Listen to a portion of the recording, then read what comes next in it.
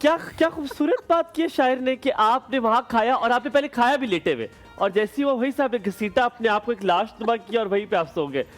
ये अच्छा क्यों लगता है? साइंटिफिक क्या वजह है? सबसे पहली चीज़ ये है कि जितने हमारे पास फास्ट फूड है ना, चाहे आप बर्गर ले लें, पिज़्ज़ा ले लें, उनमें सबसे पहली जो इम्पोर्टेंट चीज़ है, जो पिज़्ज़ा की डो है और जो आपका बर्गर का बन है, वो टोटली स्टार्च से बना हुआ है, रिफाइंड ग्लूकोस है। और हमारे बॉडी के जीन्स ऐसे डिज़ाइन हुए हैं कि जितनी हम कोई रिफाइंड चीज़ लेते हैं ना, तो वो उसको ना बहुत जल्दी अडॉप्ट कर लेती है। तो जब आप एक बार एक चीज़ लेंगे, दोबारा उस चीज़ को रिपीट करेंगे 2-3 टाइम्स, तो हमारी बॉडी के जीन्स उस चीज़ को एक्सेप्ट कर लेते हैं।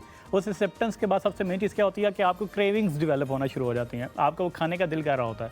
हमारे पास पेशेंट्स आते हैं तो हम उनको कहते हैं कि आप इधर चीनी नहीं लेनी, तो वो कहते हैं हम चीनी छोड़ नहीं सकते। लेकिन जब आप चीनी छोड़ने पे आते हैं तो आपके लिए पहले 1-2 हफ्ते चैलेंजिंग होते हैं, फिर आपकी बॉडी उस चीज़ के साथ यूज़ टू होना शुरू हो जाती है, अडॉप्ट कर लेती है उस चीज़ को। तो ये सबसे मेन चीज़ है, हम अपने जेनेटिक्स सबसे सब्सिडी सवाल है, मुझे बताएं, मैंने दलिया में खाता हूँ और मुझे बहुत अच्छा लगता है दलिया, मुझे शौक है, मुझे एक मेरा मिल्क शेक है जो सब कहते हैं ये कैसे पीते हो, मुझे उसका क्रेविंग होती है, मुझे बहुत अच्छा लगता है क्योंकि मैं 1-1.5-2-3 सालों से पी रहा हूँ। ठीक है, मुझे बहुत अच्छा लगता है वो।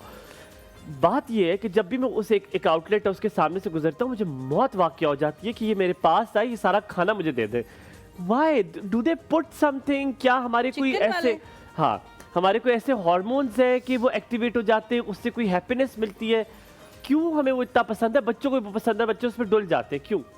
एक तो मैंने ये वही बात की ना कि एक तो हमारी वो एक जीन्स उस चीज़ को एक्सेप्ट कर लेते होते हैं। दूसरी चीज़ ये होती है कि कुछ आपके जो ब्रांड्स हैं उनके चले, एक तो मार्केटिंग भी बड़ी इंपॉर्टेंस रखती है आजकल के दौर में, कि वो आप लोगों के एक प्रॉपर जो एक पेन पॉइंट है या आपकी जो एक दुखती रग को रग है ना, पकड़ते हैं। उसको पकड़ते हैं। ठीक है।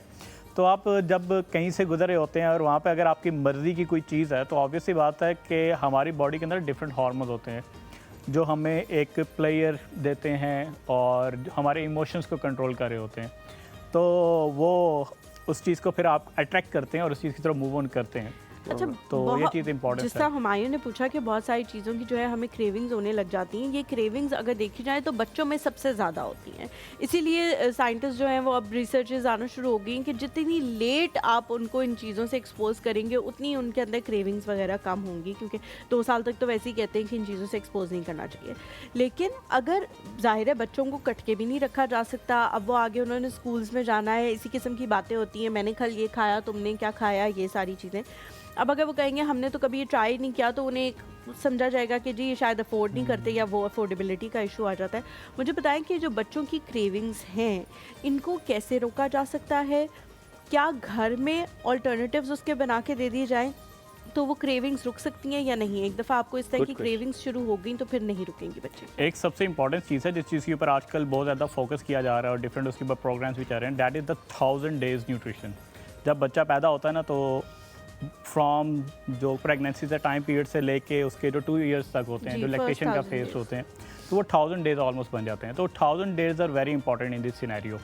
और हमारा अभी आजकल का ट्रेंड सेट ऐसा हो चुका है कि हम लोग, जो बच्चा है जब वो ब्रेस्ट फीडिंग से हटता है, तो हम उसको कोई ना कोई फूड्स इंट्रोड्यूस करवाना शुरू करते हैं। तो हमारे यहाँ ना उसको मीठी चीज़ें, इस तरह की चीज़ें ज़्यादा पे लगाया जाता है कि आप इस तरह की चीज़ें इंट्रोड्यूस करवाएं। अब आजकल जो लेटेस्ट रिसर्चेज हैं वो ये रेकमेंड करती हैं कि आपने बच्चों को मीठी चीज़ से दूर रखना है, और वो जो आपके 2 साल का टाइम पीरियड है उस पर कोशिश करना है कि आप बच्चे को ना हर तरह का फ्लेवर जो है ना इंट्रोड्यूस करवा दें। मतलब आप उसको वैरायटी दें, और आप उसको फ्रूट्स भी दें, आप उसको वेजिटेबल्स भी दें, डिफरेंट चीज़ें इंट्रोड्यूस करवाएं। तो जो ईटिंग हैबिट्स बिल्डिंग है ना बच्चे की, वो उस टाइम पे स्टार्ट होती है।